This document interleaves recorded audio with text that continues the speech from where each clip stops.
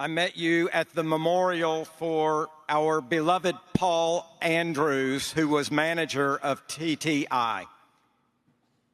I'd like to get your thoughts on a widespread problem in the world of estate planning, and that's the failure of most parents to prepare the next generation for the inheritance coming their way.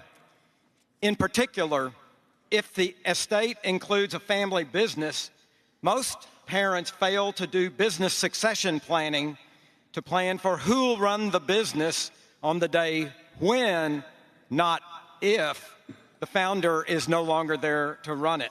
The kids aren't prepared, unlike King Charles, the other King Charles, not King Charlie Munger, who has been preparing for his job as King of England now for more than 70 years.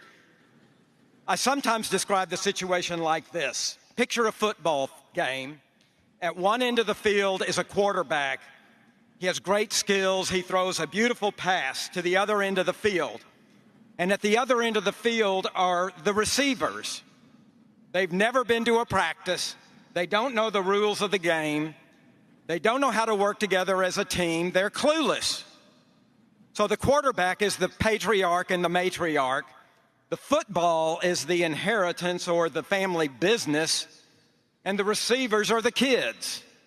So what are the odds that they're going to catch the football and go score a touchdown? Yeah. Probably only around 10%. I've got the picture on just give me.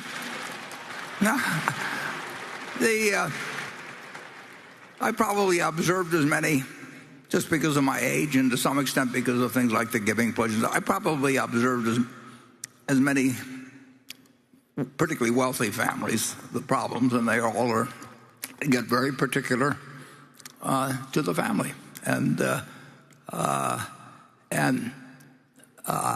in my family, I do not sign a will until my 3 children have read it, understand it, and made suggestions.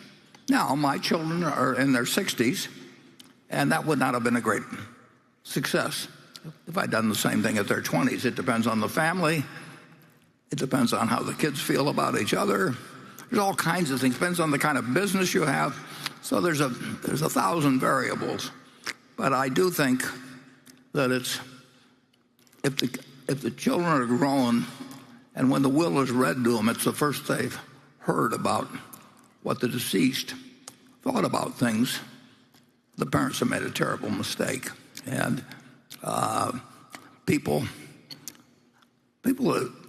well, I've run into all kinds of situations, and some people don't tell their children anything, and some of them try and get them to bend to their will by using their own personal will. They make a million mistakes, and that's one you don't get to correct.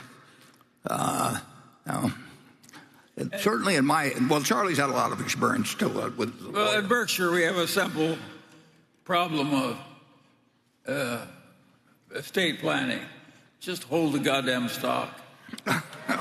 Well, but that doesn't fit everybody, Charlie. I mean, No, it only fits 95%.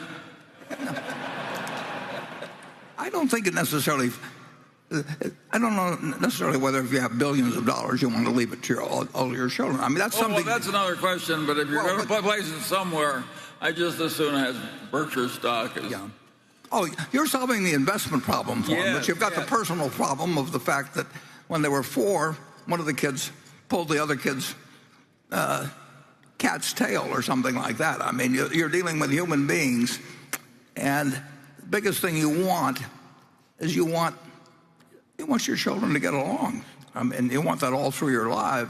Yeah. And the estate isn't the only place where you can mess that up, but it's a place where it's a very easy.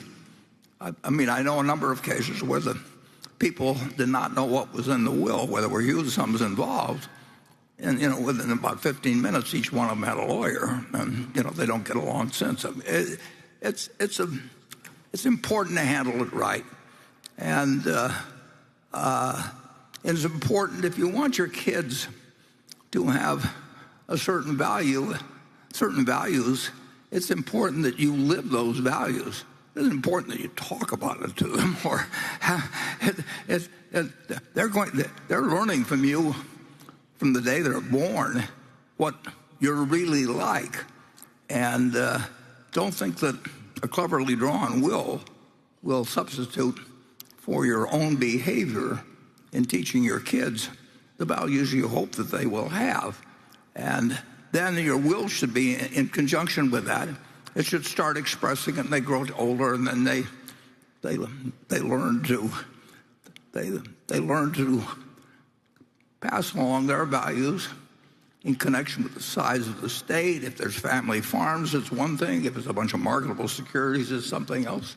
But I know of one instance by a particularly rich fellow that once a year he'd get his kids together and have a dinner and do all kinds of things to get them to sign their income tax returns in blank, because he didn't want them to know how much money they had and everything. Well, if that isn't going to work, I mean, I don't know what necessarily will work with him, but if you want, but Charlie and I have said it, if you want to figure out how you want to live your life, you write your obituary and reverse engineer it. I mean, and Paul Andrews, incidentally, who you mentioned at TTI, lived as great a life as anybody I've known.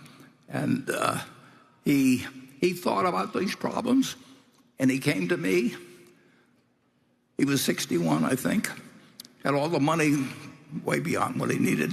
Didn't care about it. He'd like to give it to people. He had all kinds of good things he wanted to do. And he said, for a year, I've been worried about my business, TTI. And he said, I've got all the money I need. The family's got all the money that I need. But what do I do with the business? These people have helped me throughout my life. And he says, I could sell it to a competitor. If I sold it to a competitor, they'd fire my people and keep their people when they put it together.